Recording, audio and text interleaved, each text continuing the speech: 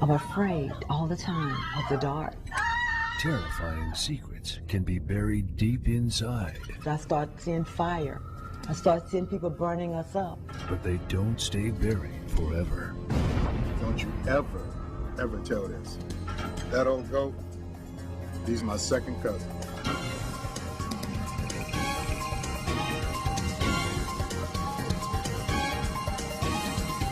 Everybody got something to hide. Doors!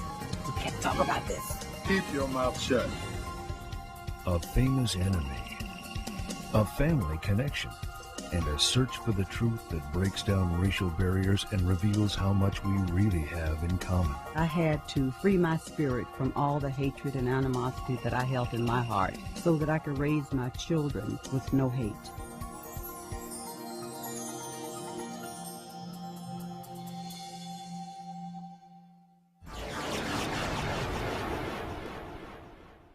This is a story about secrets, things that are hidden, things not spoken, not known, things denied, repressed or pushed back into the darkness of the mind's most hidden recesses, and other secrets so powerful they were used by one man to help build and then climb to the very pinnacle of one of the most powerful government agencies in the world, the FBI. The man was J. Edgar Hoover, and his meteoric rise to power was built on the secrets of others, secrets he kept close in hidden files and dossiers, secrets that could destroy lives, topple fortunes, and rip families apart. But J. Edgar Hoover himself harbored some deep, dark secrets, deceptions he kept covered up until the day he died.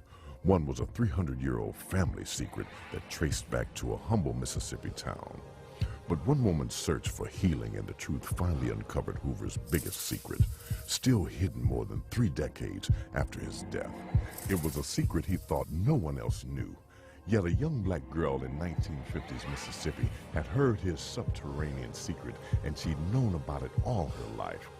Only she couldn't remember it, because it was buried in her subconscious mind, repressed due to the trauma she underwent on the day it was revealed to her.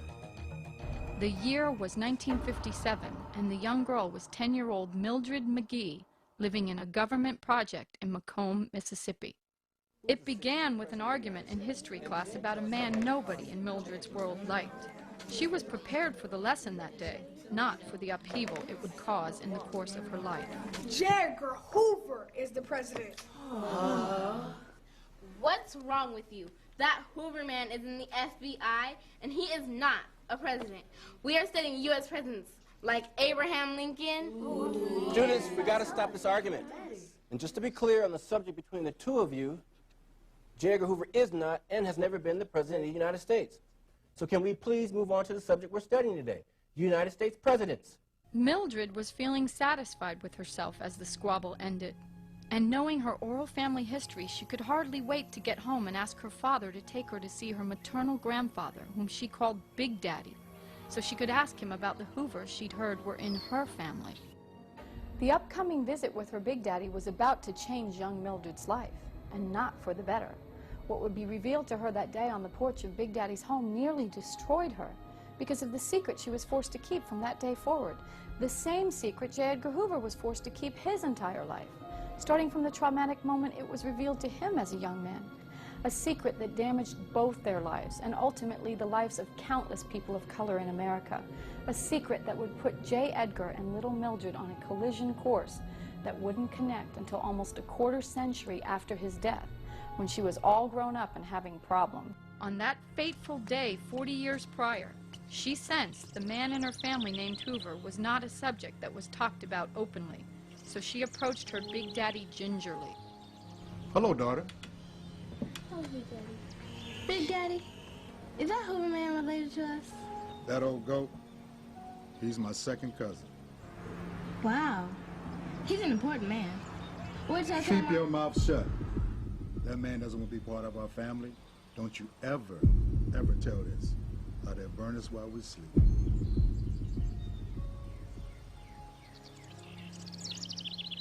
Mildred had noticed the fear in her Big Daddy's eyes, and this terrified her. But as scared as she was an inquisitive child, so she returned to press the issue further. But Big Daddy, he can't hide who he is. He gotta have a birth record. Everybody got a birth certificate. No one will ever find one. He'll destroy all the files connecting himself to this family. I believe he's already done it. Go on, Gail, get, go play, Millie.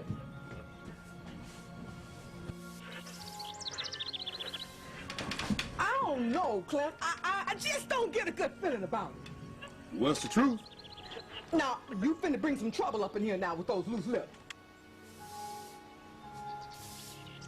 Now, Clarence, I'll leave it alone. Everybody got something to hide. One day all these bones will come out the closet. Little Mildred changed that day from a bright, outgoing child to a shy, introverted, scared little girl. And from that moment on, her interest in her family's oral history waned. Yes, that old goat was my second cousin. He didn't tell me how that old goat was his second cousin. He just said, that old goat is my second cousin. And I said, wow, I'm 10 years old. Wait till I go back and tell my class. Wait, daughter, you cannot do that. Why? Because that is a powerful man. And that man doesn't want anybody to know he's a part of us. I'm 10 years old. I don't understand this. Why not? Because he could have us all killed as we sleep. Think about a child, all killed as we sleep. I gotta go to sleep in the dark. And this man is gonna come in the dark. And he's gonna burn us all up. Not only me, my whole family. I've gotta protect my family. I go to my room and I cry all night. And I cry out to God. And I beg him to take that memory away so I won't talk. Because I don't want to tell. God, I don't want to tell. Because I don't want them to burn up my family. And I wake up the next morning and I have no memory of J. Edgar Hoover. Repression is one of a number of defense mechanisms which are utilized by all of us to some degree in order to keep functioning. And in repression, something that is extremely traumatic is just too much for a person to handle. And so their psyche just automatically puts it away, like it's gone, like it doesn't exist. The unfortunate thing, of course, is that because something's repressed doesn't mean it has no effect. Years go on, family gatherings, the stories of Mama Emily, all the Hoover children, the babies comes up. And I find myself not wanting to be interested. Why? That little girl is inside of this body now. Don't talk about that. And as I grow, I'm afraid all the time of the dark. I start having dreams. I start seeing fire. I start seeing people burning us up. Now I'm locked into this body, and I'm trying to get out. When a child is told something about the family that then they are told to keep a secret, it's very traumatic for a child. Most of us don't keep secrets well, but children particularly don't, so they have to work very hard at keeping the secret. And one of the things they develop, besides the lack of trust and fear of intimacy and possibly depression, possibly low self-esteem, is fear of annihilation. Some of those feelings continue in adulthood, and yet they don't know why. They feel uncomfortable if they've had to keep a secret and their secret is repressed. Then they don't know they're keeping a secret, but they do know that for some reason they don't necessarily feel like the rest of the kids. Sometimes they feel like they don't fit in. Even when at 10 years old, when my grandfather said, "Daughter, you can't do that." He said, because that man does not want to be a part of us. That man wants to be passing for white. And so then he went on to scare me so badly and tell me that he would kill us all. He would have us all burned up. And he had the power. And he had the power, and that's what he said. He has the power to eliminate all of us. And learning that the all-powerful J. Edgar Hoover was related to her was only part of Millie's mysterious family secret. The rest involved close relationships forged in the dark generations ago. Sexual relationships that complicated current relationships on her family tree. Passionate pairings from the past leading to a practice called passing for white that was much more prevalent across the country than anyone ever realized. Passing, as I remember as a kid, is that when you were a black individual, African-American person that had very fair skin, blue eyes or green eyes, pretty straight hair, you could say, I'm black or I am white. Well, passing is a term usually for a very, very light person like myself, a light person who feels that they're going to be hemmed back or kept back because of their nationality, their race, or whatever else, and they want to better themselves. So it's easy to say, well, I'm the one that's being recognized as being, quote, the legitimate race at the time, and say, okay, I passed it, I'm part of that group. And on Millie's mother's side, many of the relatives were light-skinned. When I would go out to school to see how my children was coming along, and my kids would introduce us to the teachers was white, and they told my daughter, said, she's not black. I said, what am I now? In fact, the higher up the family tree you travel, the whiter the leaves look. When I saw my grandmother, and when she left, that was back in the horse and buggy days, where that's the only kind of transportation they had. And when they left, I said, Dad, I said, she's just as white as any of the rest of the white people. I asked questions. A lot of my people pass for white. I believe that in my heart. But that's their desire. And I believe when it happened, if I had been born, I would have passed for white. And I love being a black woman. I do. But in 1893, I'd have jumped through the back door and come out the front white in a heartbeat. Back in the days of slavery and the many years of economic oppression that followed, it's understandable why it was done. Yet passing for white was ultimately a deception, a lie. And if the truth can set you free, Millie sure needed to find it. I'm hurting so bad inside because all these years I've had this dream. And I know in my heart and in my subconscious mind it meant something.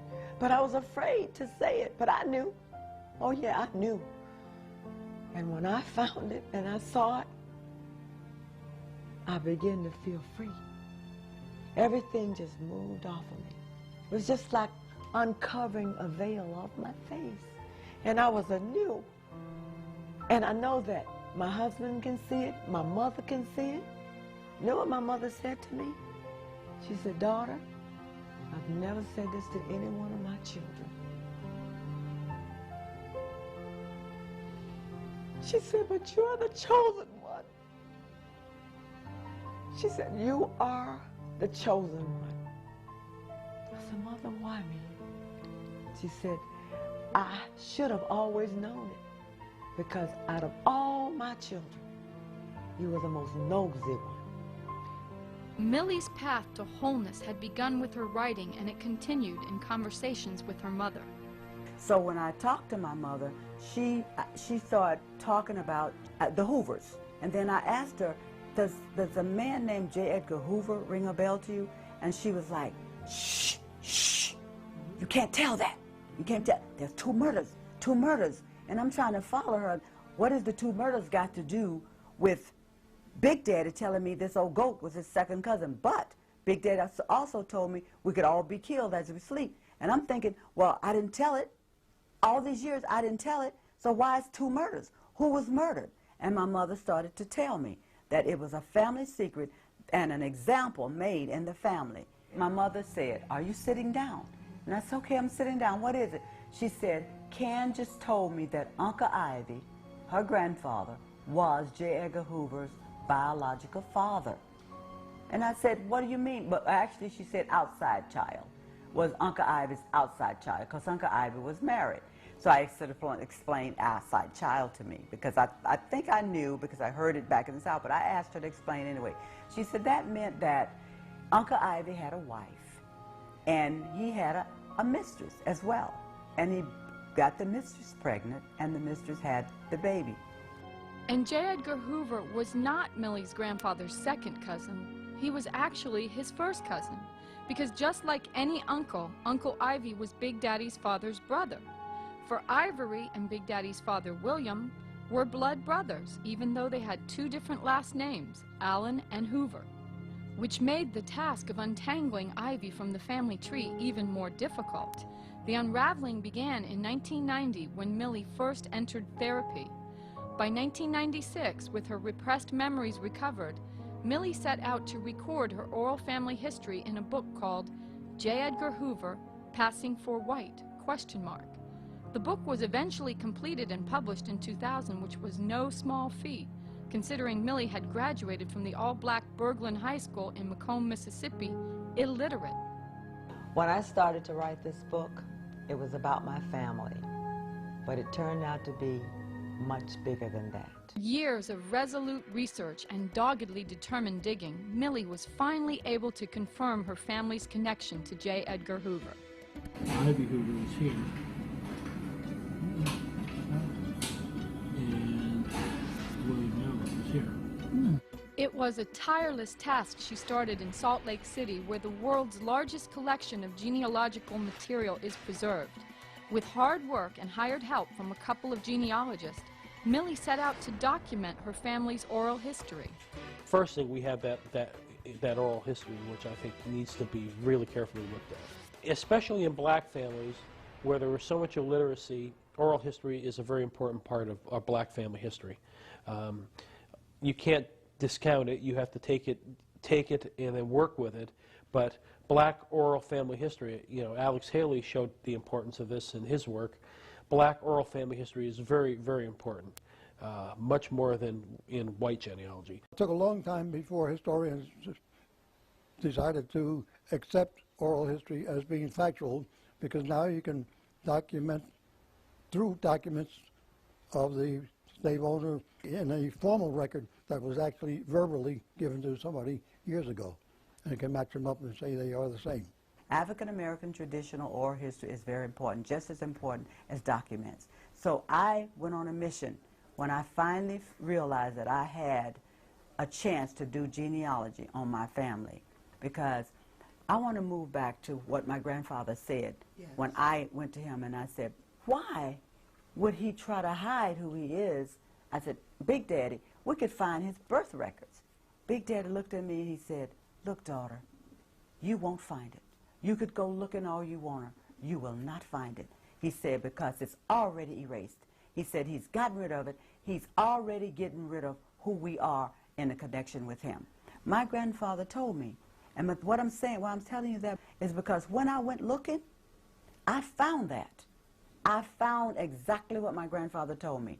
We found documents that was erased, smeared, changed. I decided that this one document proves that my grandfather's oral history matches a document. The first anomaly in Hoover's birth record was that it wasn't even filed until September of 1938, when he was 43 years old. By then, he'd held the top spot at the FBI for 14 years. Yet he'd never applied for or filed a birth certificate, even though they're a prerequisite to being hired by the FBI. The process was fairly simple. We filled out an application, sat back and waited for the FBI to do complete background investigation. As far as I know, every FBI agent had a birth certificate recorded properly, and you could go there and check it out. So why did Hoover wait until 1938 to finally obtain his birth certificate? Could it have been because his mother died in February of that same year? And after her death, Hoover's older brother Dickerson signed before a notary that he was present and 15 years old at the time of J. Edgar Hoover's home birth.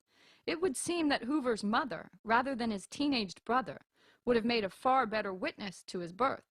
And Hoover's own autobiographical account states that he was born at home in Washington, D.C. with a physician named Dr. Mallon in attendance. However, despite the fact that it was legally required to report a birth to the health department, and that this had been done for the first 2 children born in the family, there was no certificate of birth filed for J. Edgar.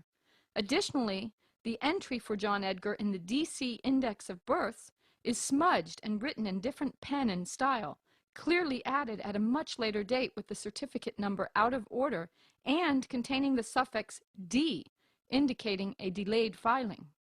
Oh, there's no doubt in my mind that the records surrounding J. Edgar Hoover seem very suspicious. There's no doubt about it. There were a lot of records that were actually smudged, different handwritings, different formats on the documents. They had been white out and then tried to rewrote over it. And when Hoover finally filed his birth certificate, he also submitted a letter from his church certifying his baptismal record.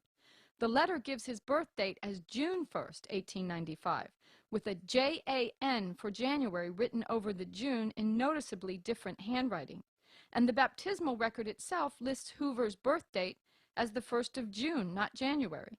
Even more curious is the fact that Hoover wasn't baptized until he was 13 years old, when the various churches his family frequented all practiced infant baptism. And though Millie wasn't the first to notice these document discrepancies, she was certainly the first daring enough to discuss them openly. I had suspicions when I was a brand new agent that he might possibly have some black blood, because one of my jobs in investigating applicant cases, we always check birth records and educational records, death certificates. Just, you know, we're always in the clerk's office, county clerk's office, reviewing records. And there were a couple of friends who did this routinely in Washington, D.C. They checked applicants. And I talked to one of them one time, and he said, you know, just for the fun of it, I tried to find Hoover's birth record, and there's something wrong with it. And I said, oh? I said, yeah, I thought you'd be able to go all the way back to Europe with his record. No. And he was telling me about it. And he found some rather strange things, like there were some things that were erased, dates were changed, and the filings. And I thought, that's weird. Weird as it was, it didn't really surprise the few FBI agents who found out about it, for it only confirmed what they'd long suspected. There were rumors among agents who were friendly that Hoover might have some black blood because of his short, cropped hair. Some agents just flat out said, I think he's part black. And that takes a lot of courage, because you never know who's listening. You know, some submarine in the office would send a letter off to Hoover. Agent so-and-so thinks you're part black, you're gone. And Millie's research revealed even more evidence that Hoover had been living a lie, not only in claiming to be Caucasian, but also in hiding the fact that he was illegitimate, an outside child, as the oral story stated. And incredibly, documentation of this was found on the application filled out in 1938. On the application it says if you are legitimate or not. It says check yes or no. Are you legitimate? And whoever checked it checked no. Oral history is crucial in black genealogy because with illiteracy and slave trading, slaves had no other way to keep track of their relatives, who were often sold and whose names were sometimes changed at the will of the new slave owners. My thing was, since white America says that our oral stories, our grandparents sit up and lie to us, or it's just rumors, I wanted to prove it. I set out on a mission to prove that oral history is just as strong, or even probably better, than documented history. Like many descendants of slaves, Millie's oral family tradition traced all the way back to Africa, and the story was oft repeated as it was passed around campfires, hearths, porches, and family gatherings from generation to generation, that there were 3 very tenacious women in the Allen ancestry leading the lineage through and out of slavery. The first was a young woman known to the family only as Grandmama Elizabeth's mother, who was taken at 16 years of age from Africa to America, where she was impregnated by her slave master, a powerful politician and preacher named Christian Hoover. When her baby was born, it was said the beautiful half-white baby slave girl was named Elizabeth Allen. Elizabeth Allen was also impregnated at a young age by her father, the slave owner, and she gave birth to a beautiful mixed-race baby girl named Emily Allen. This complicated things considerably, since it made Emily both daughter and granddaughter of the slave owner, Christian Hoover. This is very bizarre, and it's hard to explain because it's like a web. Now, let me explain it to you. Christian Hoover, who was born in 1796, who was a senator, a state legislator, and a minister in Macomb, very well-known man, was married to a white woman by the name of Mary. He had a son. He had two sons. We're going to talk about the two sons that connected to my family. He had a son by the name of William Hoover, who was born in 1832, and he had a son by the name of Christian, who he named after himself, but his nickname was Kit, Christian Kit, who was born in 1840, and he had Emily, who is my great-great-grandmother, who was born in 1840 by his slave that he owned, Elizabeth, who was born in 1814. Christian and William came from the white wife. Emily came from the slave girl. According to the oral history, Millie's great-great-grandmother Emily was left behind with her slave master father/grandfather and her white half-brothers and sisters when her mother Elizabeth met and fell in love with another family member named William Hoover, who also impregnated her with a baby they named John Hoover. After giving birth to Emily's half-brother John, Elizabeth left with the baby and his father, heading for the Maryland, Washington, D.C. area, where they married and she passed for white her entire life. Meanwhile, back in Mississippi, Elizabeth's daughter Emily was having lots of babies with her white half-brothers, Christian Kit and William, starting when she was only 19 years old. Emily had 8 children in all, and the first one was fathered by her half-brother, Christian Kit Hoover. Christian Kit, the white son of Christian Hoover's, got in bed with his half-sister, Emily, and from that, they had a son, and that son is Ivory Hoover. Next, Emily had a baby girl fathered by another white plantation owner named F. Macomb. After that, she birthed 6 more babies, all with the same father, William, who happened to be one of her other white half-brothers, the one she would later be willed to. Christian Hoover, the slave owner, willed Emily, his daughter, to his son, William Hoover, born 1832, and he was married. He had a white wife named Martha, and then he proceeded to have babies with Martha, his wife, and the slave, which was his sister, and they had 6 children together. Back in the days of slavery and before birth control, it was not uncommon for women, both black and white, to birth a baby every year or 2. It wasn't talked about openly, but it was likewise not unusual for slave owners to have babies every year or so, not just with their wives, but also with select slave women they called bedwarmers. That's a secret, that they were having sex with relatives. Under the one-drop racist rule, the mixed-race children that resulted were legally considered black, no matter how white they appeared. And life for them was not necessarily easy. On one hand, they say white people don't want them. And on the other hand, darker black-skinned folk are jealous of them.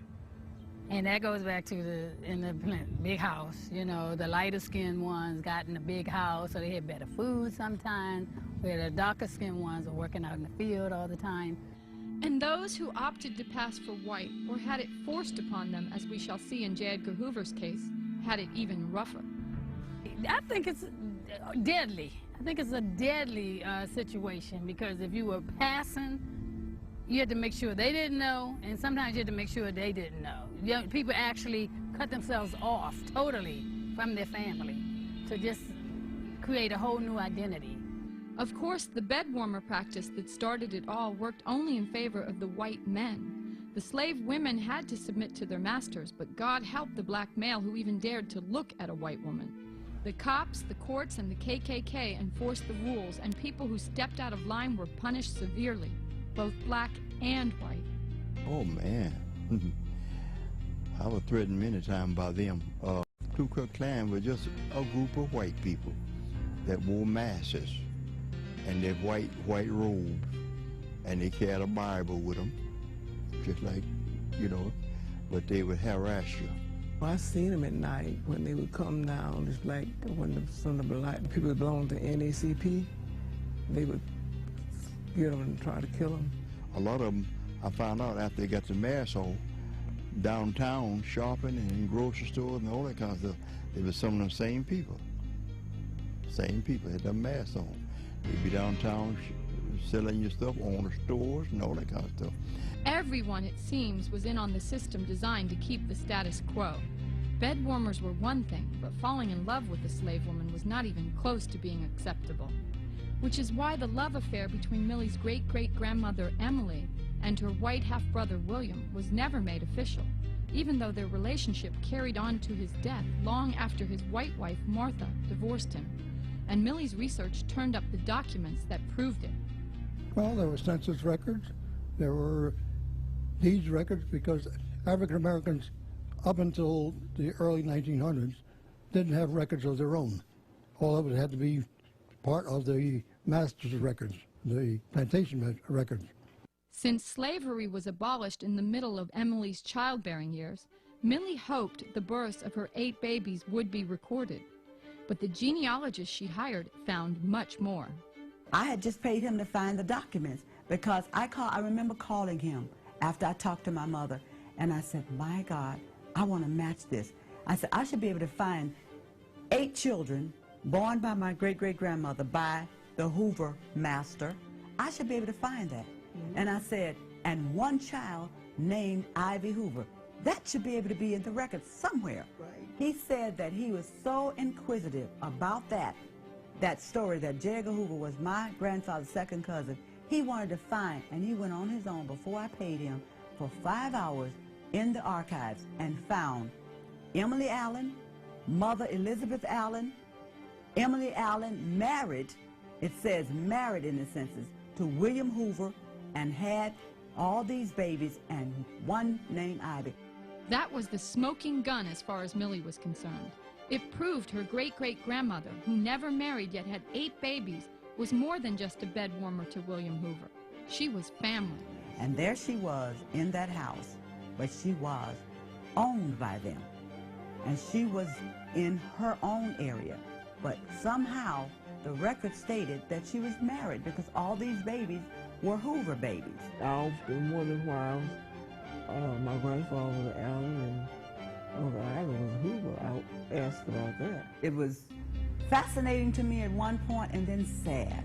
I felt sad because it caused my mother to be my cousin. And of Emily's 8 children, Ivy was the only one given the Hoover surname. But it wasn't until Millie went to Mississippi that she would discover a possible reason why. Lord have mercy. There he is. Ivory Hoover, husband of Ari Hoover. You can see it right there. Ivy, and he spells it I-V-E-R-Y. That's what we thought. Ivy, H-O-O-V-E-R, Hoover. Husband, Ari, A-R-Y. See, that's what she's spelling it. Ari Hoover. What's that? November 24th, 1859. Oh, he almost on my birthday. At the gravesite, Millie noticed Ivory Hoover was born on November 24th, 1859, only 1 day before her own birthday of November 25th, 1947. And she noticed something else. Now, check this out. Ivy Hoover was born November 24th, 1859. Christian Hoover laying here was born November 24th. Well, he's the grandfather. I know, I'm just showing you the date, his birthday. Right. They was born on the same birthday. That's what I'm saying. That's interesting. That's what I'm saying. Look at that. Can you believe that? Now, wait, check this out. I was born November 25th. Turns out Ivory Hoover, the first baby born to Christian Sr.'s daughter/granddaughter Emily, was born on the old slave master's birthday, fathered by his own son, Christian Kit Hoover. But what's interesting here, Ivy was born in 1859 and would have been 9 years old when Christian died. So he would have known little Ivy, who was very fair-skinned, almost past his white, with blue eyes. He would have known this grandchild. That's right. And when little light-skinned Ivory was born, he had family ties to his grandfather in more ways than just being born on the same birthday. He was Christian Sr.'s grandson through both parents because Emily and her half-brother Christian Kit were both children of the slave master, making him Ivy's maternal as well as paternal grandfather. And since Emily was born a daughter and granddaughter to Christian Hoover, Ivy was a grandson/great-grandson through her. And after only a few decades with different surnames and ever-widening differences in skin color, Emily's descendants didn't even recognize that they'd come from the same family, which is why Millie was shocked to receive an email from a long-lost white relative named Christy Hoover Sullivan. The email began, "To Millie L. McGee, if your research is accurate, then we're cousins." Christy's family had been doing their own genealogical research on J. Edgar Hoover because he claimed her great-great-great-grandmother Elizabeth A. Hoover as his grandmother. And Christy's family always attached a disclaimer, "We claim no relation to J. Edgar Hoover," because they were ashamed and embarrassed at his bigotry and abuse of power. Yet they were curious because as children, whenever they asked about J. Edgar, their aunt, just like Millie's grandfather, would only say, "Don't dig too deeply, or you'll uncover the skeletons in our family closet." Nevertheless, Christy and her family searched for information on Elizabeth A. Hoover, their supposedly shared relative with J. Edgar Hoover. And surprisingly, they couldn't find any records to document her. Of course, had she been born a slave, this would have made sense, since slave births were not recorded. And it wasn't until Christy read Millie's book that she started to understand the missing links in her family's lineage. And when it came to Emily's firstborn, Ivory, there was a huge mystery surrounding what happened to him. For he showed up in the 1900 census married to a wife named Airy in Macomb, Mississippi. But by the 1910 census, he showed up listed as married to a woman named Annie. After that, he just disappeared. There were no articles in the papers, no death records, no obits, no divorce records, no indication at all of what had happened to him, only that his wife, Airy, had married someone new in 1918. It wasn't until Millie went digging in a secluded graveyard on the old Hoover plantation that she would solve the mystery.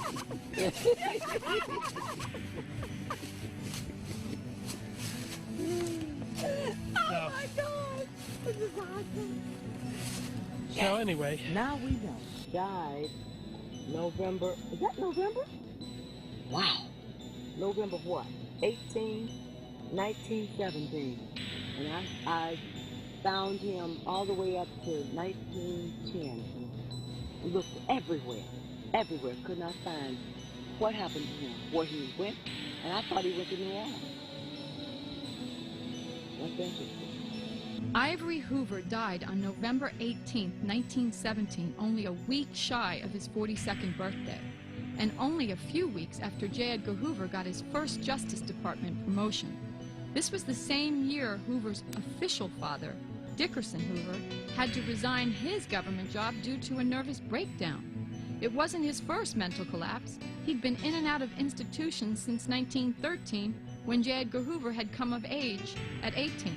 And suspiciously, there were no records on file documenting Ivy's death, due to two subsequent courthouse fires, conspicuously convenient to the time of J. Edgar Hoover's rise to power. in the early 20s was the initial fire, and then it was later fully destroyed in the 1930s. And from what I understand from various accounts, the fire was quite mysterious. According to the oral history, Ivy Hoover was J. Edgar Hoover's biological father through an affair he had had with Annie Hoover, who was married at the time to Dickerson Naylor Hoover in Washington, D.C. For when Ivy Hoover's son, J. Edgar Hoover, rose to the Ivy Leagues of power and looked down from his ivory tower, he couldn't have been very happy, because not only was he painfully aware that he'd be killed if anyone found out his secret, his own father had to die so that he could stay there. For Ivy's demise was the first of those two murders in Millie's family committed to keep Hoover's secret safe. And you know, when we came to Mississippi to look for this, I was more inquisitive. I really wanted to know then who was murdered, why they was murdered, so I knew I had to go to Mississippi. Millie first discovered that Ivy had died young at his gravesite in Mississippi. Later, she finally found a death certificate, not in Mississippi, but in Washington, D.C. And though it had the correct date of death, November 18, 1917, the cause was blank. This was highly unusual. All other relatives Millie researched had causes listed, even one who died before Ivy in 1914. Ivy Hoover was mysteriously murdered in 1917. At that particular time, J. Edgar Hoover was just beginning his career in the FBI and had just been promoted in the FBI. And the census records revealed that after Ivy's death, Annie ended up back in Washington, D.C. with her husband, Dickerson. The reason why Annie came back was because Ivy mysteriously was killed. And that was part of the secret in the family, that Ivy, there was 2 murders in our family that made us say that you could never tell that J. Edgar Hoover is related to us. He is passing, this is what was said, he is passing for white. So when she left and went back to Washington, why would she stay? Her lover was killed. The other murder in Millie's family was J. Edgar Hoover's half-sister, Mazzola, who wasn't happy about their father, Ivy's murder. She died 10 years after he did, also at a young age, leaving 5 babies motherless. Again, mysterious circumstances and no death certificate found anywhere. And since hers was the second murder in the family, no one was even whispering about it. Even today, family members are still affected. Yes, we found him. Think about it. Think about how early the cemetery is. Here's a child who was buried here in 1831. That's very early. Yeah, that's very early. Interesting. I mean, think about it. How many country cemeteries have either of you seen where you have blacks and whites buried in the same cemetery? Not very many. I haven't seen any since we've been here. You've got whites, you've got blacks over there. I knew Ivy wouldn't be with the rest of them. Ebenezer is over there at that, what, Polk Chitter? With the black people. And I knew they were going to find Ivy there. Because this is where Ivy is with the white family. Doesn't that tell you something? As Millie and her researchers discussed the rarity of blacks buried with whites in the early 1800s, the son of Uncle Ivy's only living grandchild showed up. So normally, a slave master would not be buried with his slave. Whites, period, wouldn't be in the same cemetery. They'll have a road to separate them. Nathaniel Dillon is cautious even today talking about the family secret, because his mother, Can, was only 5 when her mother, Mazzola, was murdered. More proof that the Hoovers and Allens were family came in a deed delivered by mail, sent by an unsolicited member of the Hoover family named Jim Hayes. Millie's grandfather, Clarence Allen, received the land in a deed given to him by his father, William Allen, who got it from his father, William Hoover. I'm sure the whole family loved everybody, and that was something to protect us, because you know what, now we got blue eyes and we got light skin, so let's pass. Maybe we can help the family. I'm sure it was all good intentions and everything was about love and let's do it, but it backfired. It backfired because a lie never is good. And J. Edgar Hoover was forced to live a lie his whole life, believing until his late teens that he was not only a white child, but the son of Dickerson Hoover, who apparently hated him. Another clue to Hoover's inner torment came in an obscure little booklet he authored called If I Had a Son. I wanted to find out something that told me something about the man, about even the boy, when he was a little boy. So I got this little book and I started reading it. I felt J. Edgar Hoover in this piece. I know that he was writing for a Sunday school, probably Sunday school class, and he was writing If I Had a Son. And why did he pick that topic? If I had a son. He didn't have a son. He never wanted a son. He never even wanted a wife. I read that much about his autobiography to find that out. When I read this, the first thing he said was, if I had a son, I'd probably be frightened. That was deep. That was deep to me. Then one thing stuck out in this piece with me was he said, if I had a son, I swear to do one thing. I'd never tell him a lie. I'd always tell him the truth.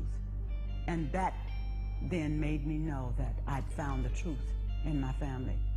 The truth was that as horrible as J. Edgar Hoover would become to Black America, he was, in the beginning at least, a victim himself. Because the white father that he was raised by didn't accept J. Edgar Hoover, and he said that many times, that my mother is my everything. His mother raised him. And I feel like in this pamphlet he was trying to tell us that he was being abused. He was being abused by this man because he found out that his mother had an affair and he wasn't his son. And I think that all his life he was abused, because I think that when he was older he was told the truth, and I believe that. He was told the truth, and he had to carry that lie, the same lie I had to carry. Millie's own family was not happy with what she had done. Family members got together, and they were very angry. They were very upset about Millie writing this book. They felt that she had no right to dig up the dead. Millie's research rattled some skeletons in her family's closet, far more shocking to them than being related to J. Edgar Hoover. You see, the thing that I think was the biggest secret was the incest in the family. Millie's kinship chart exposed a family tree with almost every branch intertwined and twisted. For instance, Millie and her siblings are all half-fourth cousins, too, and their mother is also their half-third cousin once removed. And even though Big Daddy predicted it, one day all these bones will come out the closet.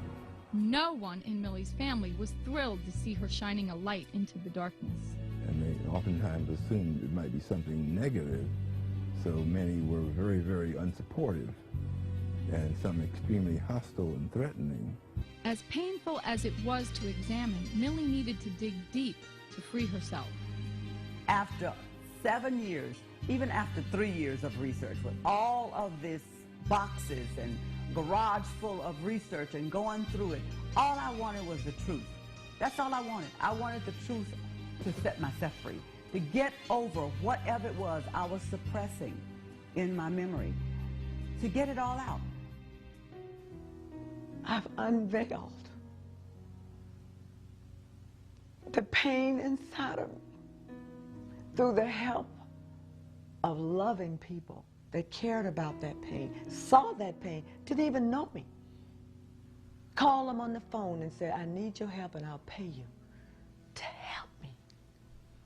I hurt so bad inside for so many years. And not only that, I was abused by so many people because I had no memory of my childhood. And I wondered why people were so hard on me and wasn't showing me the love that I think a child should have had. So I grew up with all that pain. So for a long time I thought it was because they just didn't like me because I was poor. But it wasn't that. It was because the memory that I had buried inside of me was eating at me. And it was a little girl down in there wanting to come out. She wanted to come out and she wanted to tell. She wanted to free the country, free the world. It is not about color. Don't be afraid. Don't be ashamed of who you are. The joy is that those things which are done in darkness will come to light. And I thank God for Miss McGee and her work and those who helped her, because it gives us an explanation for why this man hated black people so much, one, and two, why he was a criminal about getting goods on other people and their secrets. My grandfather's spirit is there. And he's proud.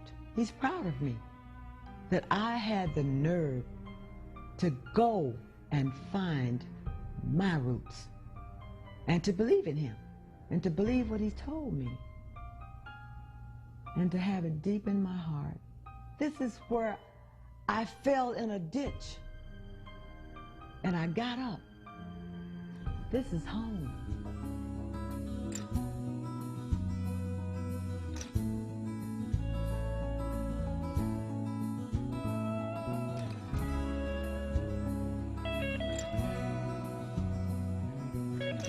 I'm here to free my family, free America of the curse that J. Edgar Hoover, my relative, put upon this country.